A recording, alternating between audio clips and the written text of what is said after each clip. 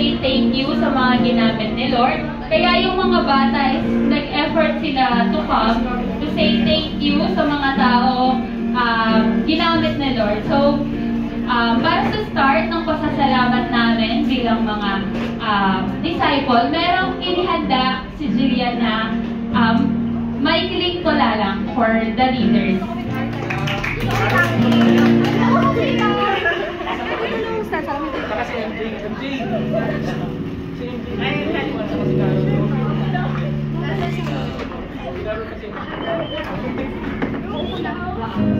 Yan. So, makinig tayong lahat sa ginawang tula ni Jillian dahil ito yung pasasalamat niya para sa mga leaders, especially kay Pastor na mismo nagtuturo sa kanila sa Bible study.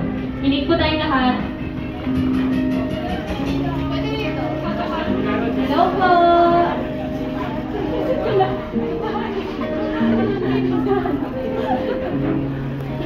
So, itong tula kong to, dinededicate ko sa mga leaders, especially kay Pastor. Tigil ka na, be. Hindi mo kung tama ko na naiyak.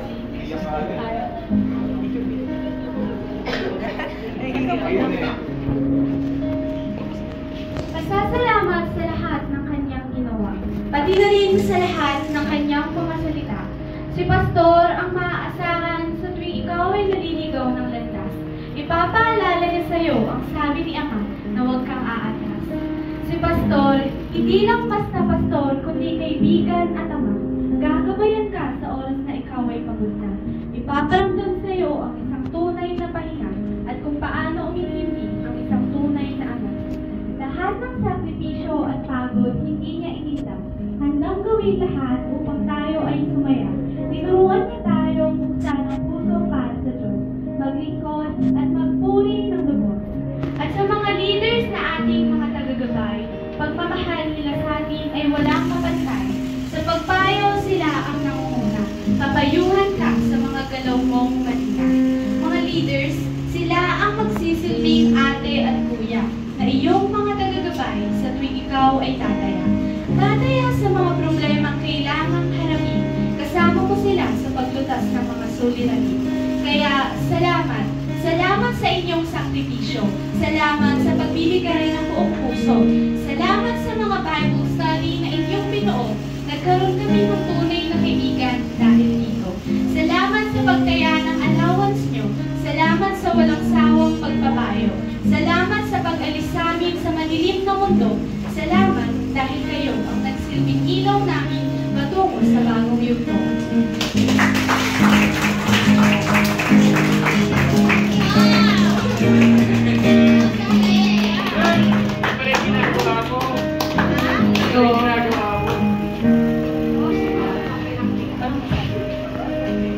Yun lang naman po yung gagawin namin. Thank you. Joke na. Tawagin ka lang po si Angeline para magbigay ng message sa kanila. Sa bawat leaders to, meron siyang salita.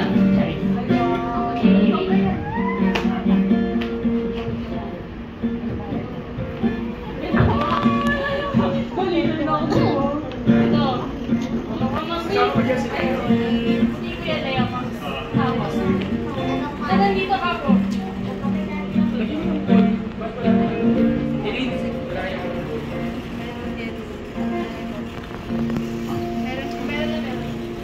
So yun po, gumawa pa ako nung, para po siya, pwede po siya gawing keychain. Nandito po yung mga favorite Bible verses ko. So yun po. Una po kay Pastor. Joshua 1:9. Be strong and courageous. Do not be frightened. Do not be dismayed. For the Lord your God is with you wherever you go. Thank you. Tapos si Ate Mo naman po. Romans 8:28. All things work together for those who love God.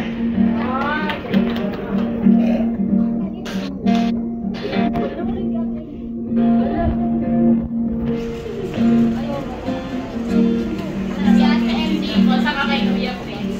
When time is right, make it happen. Isaiah 60:6. Bakit parehas kayo?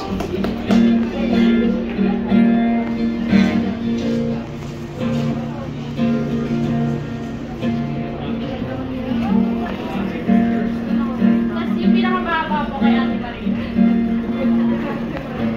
Matthew 9:9. As Jesus went on from there, he saw a man named Matthew sitting at the top booth. Follow me, he told him, and Matthew got up and followed him.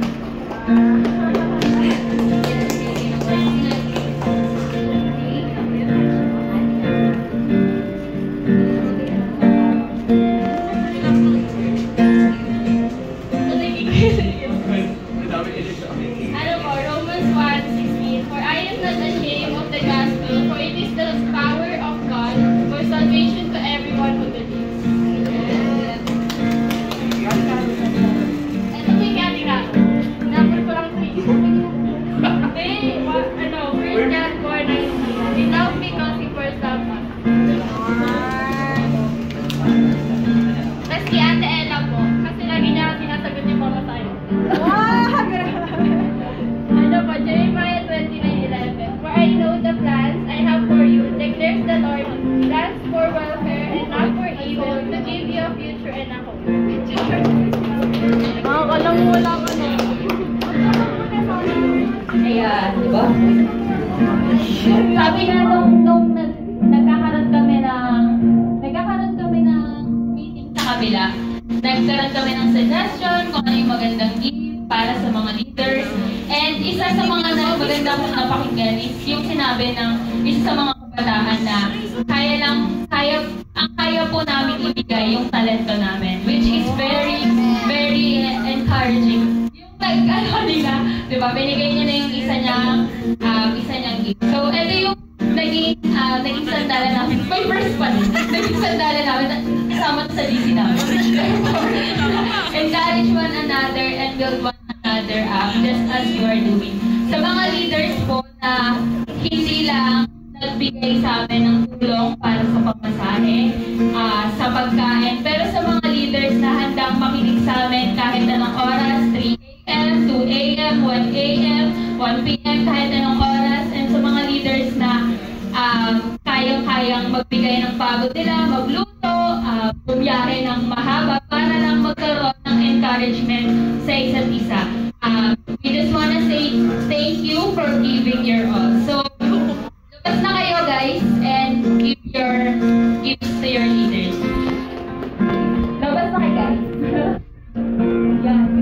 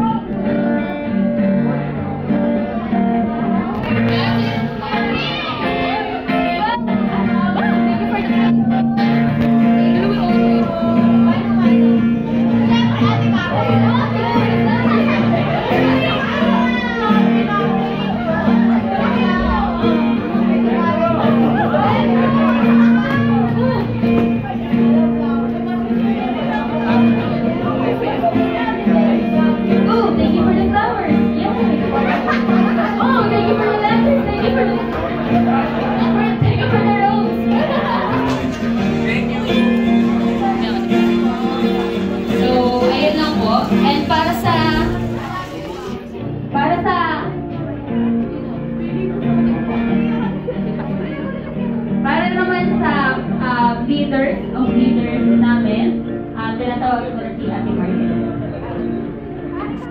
Kaya niya na to. Okay, thank you! Siyempre, hindi lang sa dapat pagdating sa mga leaders, pero leaders of leaders. At anong tawag natin doon? Pastor! Pero siyempre, ako nga pala, may kasama ako. Tawagin natin si Kuya Prince! Kuya Prince, okay. Kuya Prince, parang gutom na daw. Hindi ba rin ako gutom yan? Oh, gusto ko makita kung na hindi ko sila gutom. Tingin ko sa akin. So, sabi ni Ate Marlon, gutom na daw ba kayo? Hindi pa. Hindi pa. Medyo. So, siguro gawin muna natin para konting... Yun. So, bago tayo mag-proceed dyan sa pagkain. So may gagawin muna tayo. And then tubigan pa natin Marian. Okay, may intro kami. 1, 2, 3! Hello, mga ka-Tenrem! Mabuhay! Hey! Ay, nabita ko. Kasi, walang Tenrem. Kung walang pastor. Tama. Sabagay natin si Pastor. Okay, Pastor. Tinatawagan ko po natin. Tapos, tinatawagan din namin ang bawat isa. Tayo. Pakita natin energy natin dahil may tuturo kami sa inyo. Okay? Okay! Sige! Ready? 1, 2, 3, go! So instead of miss you, sabihin natin, thank you, Pastor. Okay. Gets ba? Gets? Okay, so from the top, 1, 2, 3, go! Hello, Madam Tenrem, mabuhay! Thank you, Pastor! Thank you, Pastor! Hello, Madam Tenrem, mabuhay! Thank you, Pastor! Thank you, Pastor! Ito, parang ito. Nawala energy. Samantala lahat gusto namin lahat tayo mag-participate since it was Appreciation Day for Pastor. So, ready na ba ang lahat? Nakatayo na ba?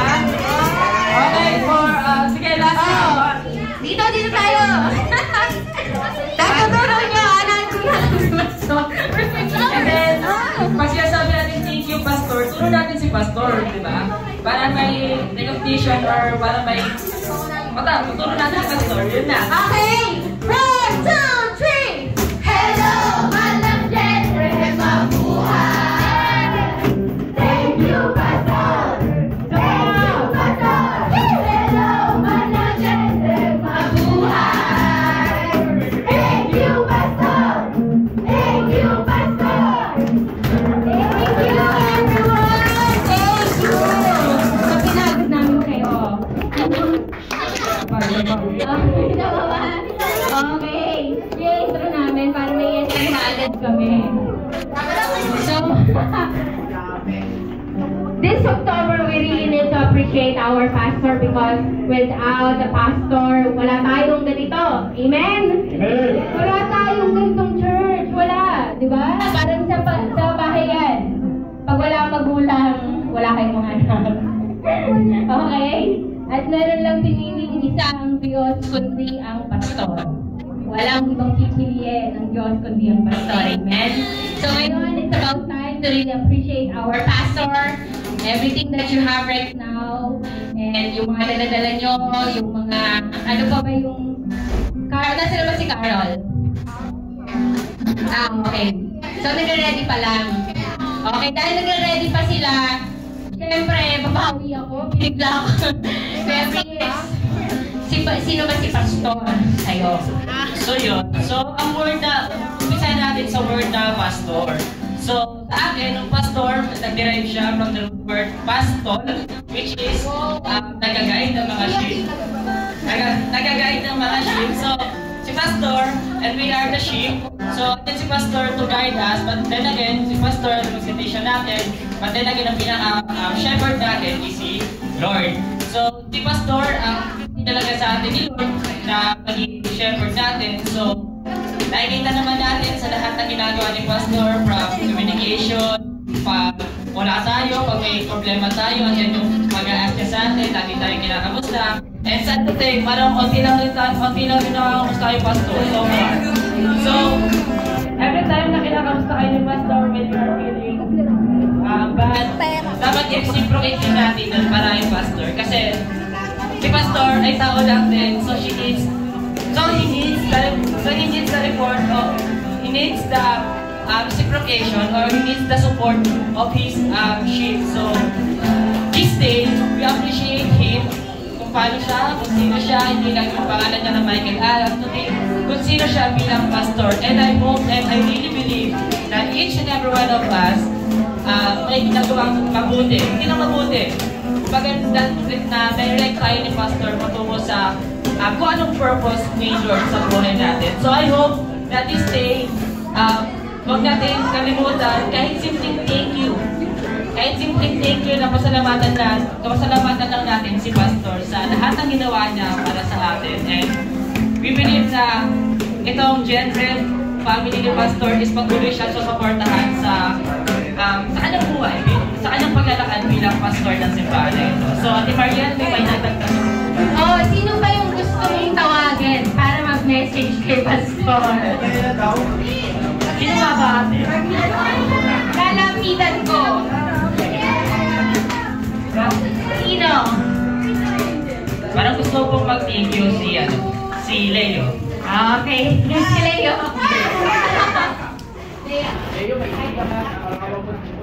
Hey guys, Pastor Magjo-joke yan.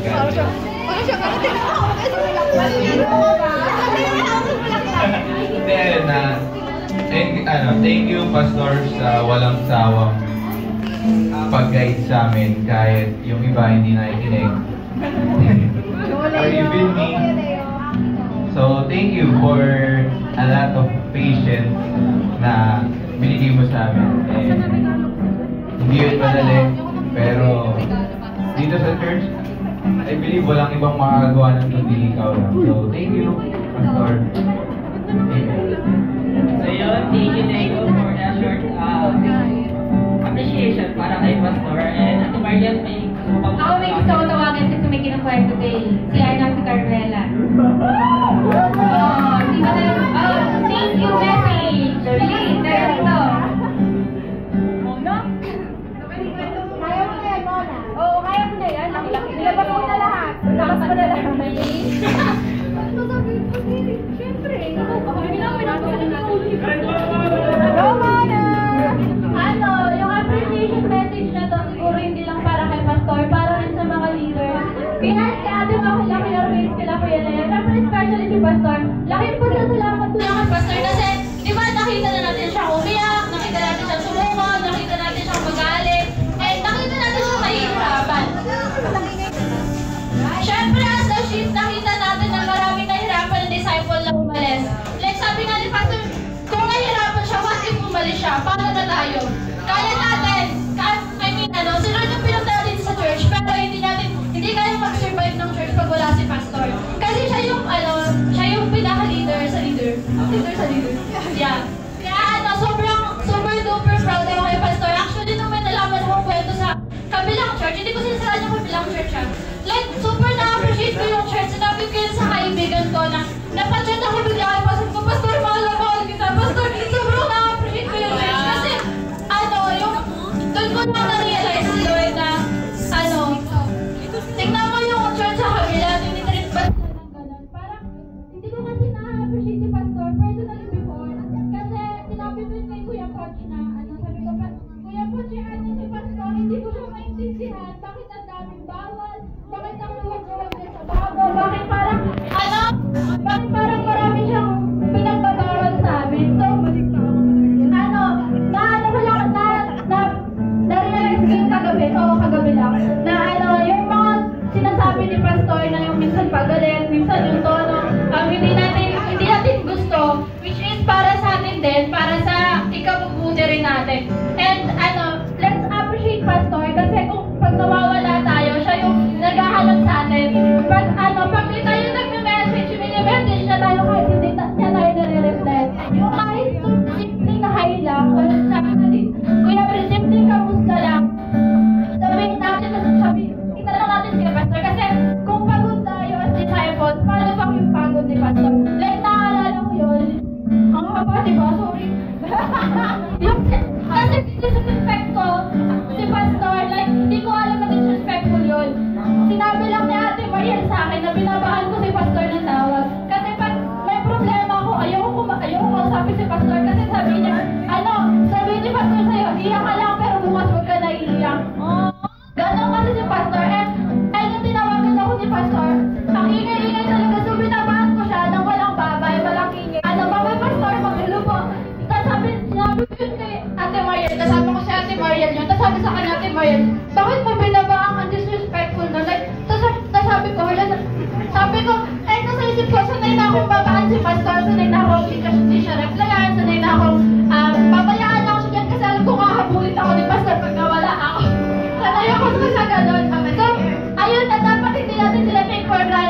little things na ginagawa ni Pastor Santos, kahit dami lang nakasanayan natin. Hindi porket nakasanayan natin, wala na siyang value. And ayun nga, hindi lang sa Pastor, syempre sa mga leaders din, sa ating mga may comfort leader, si Kuya Prince, ilang beses ko siyang iniyakan sa gym, pero, thank you, Kuya Prince. Yan, so maraming salamat kay Pastor, sa all leaders na tumatayo biglang ate at kuya namin na hindi kayo nagsasawa na kahit napagod kayo sa sarili nyo, basta mapagod ba kayo dahil sa amin. So thank you very much po, yun lang. Thank you po. Anong tawag yun eh, no? Yung maganda at wate. Pero grabe yung sinabi niya, no? Tayo na nanditong mga leaders, wala tayong mga leaders kung wala talagang pastor. Yun yung nakita ko talaga. And so, hope lang na hindi lang ito yung kano na nagpapasalamat tayo kay Pastor. I hope everyday, kasi everyday pinagpapakita tayo ng Pastor, hindi ba natin alam, pero ito yung heart ni Pastor na ipag-pray ang bawat isa sa atin. So, let's appreciate him everyday, di ba? Kahit yung thank you lang, I know Pastor will appreciate. So, paano yung thank you? 1, 2, 3, go! Thank you, Pastor! Thank you, Pastor! Thank you, Pastor lang! Wala yung nasasabi mo ano, ulit. Hindi oriented. 1, 2, 3, go! Thank you, Pastor! Thank you, Pastor! Hindi na naman. Okay, so para po ipagpatuloy yung ating thank you, Atenay ba? So, we have gifts na ibibigay po ng mga bata. So, gutom na ba? Yun na. Grabe. So, ito na.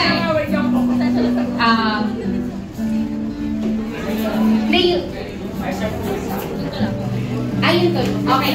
So, yung... Ay, ulitin nyo lang. Okay. So, habang may pinaperform sila, inaabot na rin nila yung gear. Pagkasabayin na natin. Okay na. So, habang natin na lang. Galingan nyo guys, naiyak kasi Pastor. Tapos na, kayo muna kanina. Habang nato lang.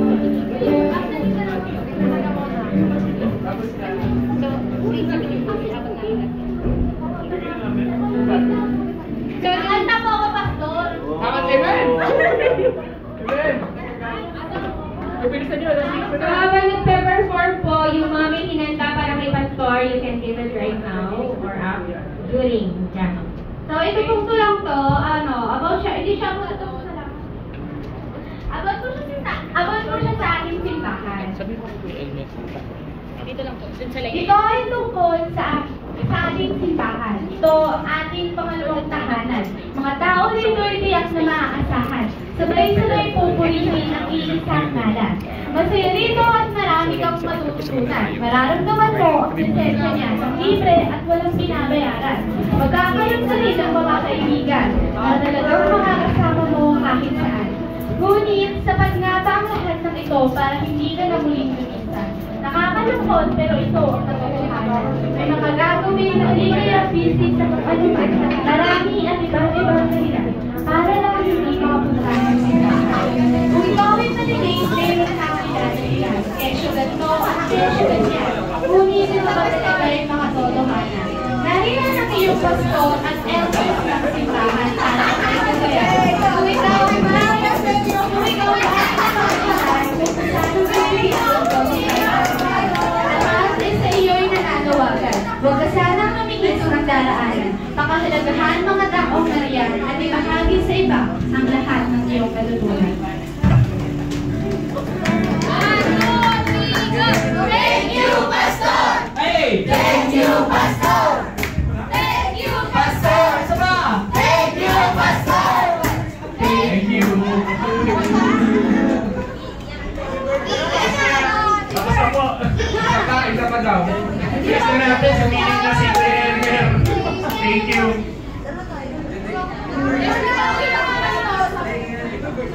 Masabi na lang kay Kuya Elmer, conference meeting.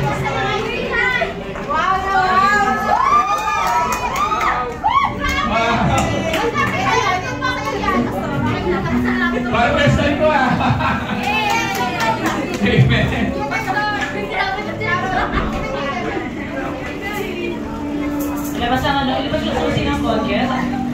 Helicopter, wala pang helicopter dyan. Nasa na daw? Ay, ito!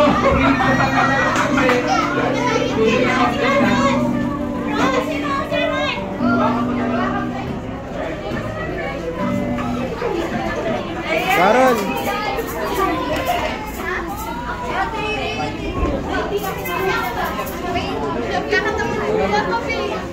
Ano ba meron? Eh, Elmer, pakipatay yung aircon.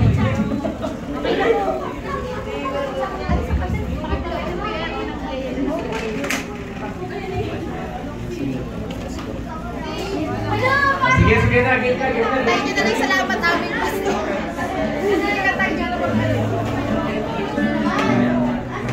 Pastor, hipa niyo po. Lahat yun? Kaya po yan.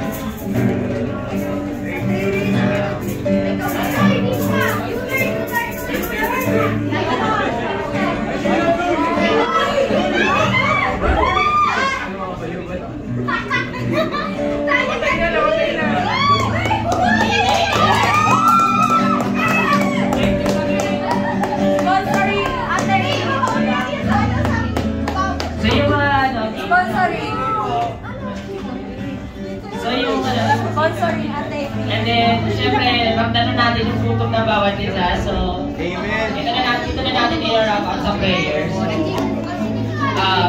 Yes, Lord, thank you for this day. Thank you for this opportunity na pinagkaloob mo sa amin. Thank you, Lord, na binigyan nyo kami ng araw, Panginoon, to appreciate our pastor. But then again, Panginoon, yung appreciation namin hindi nagtatapos sa araw na ito, kundi araw-araw, Lord. Thank you sa buhay ni Pastor. Thank you, Lord, na ikaw si Pastor ang binigay niya sa amin bilang maging pastor namin. And I hope, Lord, na sa mga darating pang mga panahon, Lord, ikaw ang siyang magbigay ng strength. Continue, Lord, na maging sustain. Ikaw, Panginoon, ang siyang mag-sustain sa kanya, declare ng peace, and joy, and everything, Lord, bless him, bless his family, and then, si Pastor, Lord, na ikaw, Panginoon, ang siyang maghari, mag-sustain sa kanya. And I bless, Lord, God, na po, Panginoon, na ito nga masilbing kalakasan ng bawat isa. In Jesus' name we pray. Thank you po. Thank you. Love you guys. Wait lang. 2 minutes. Sige. Wait lang. Asa si Mau natin. So, syempre yung extended yung thank you natin and Mau, ano yung pahingin ko na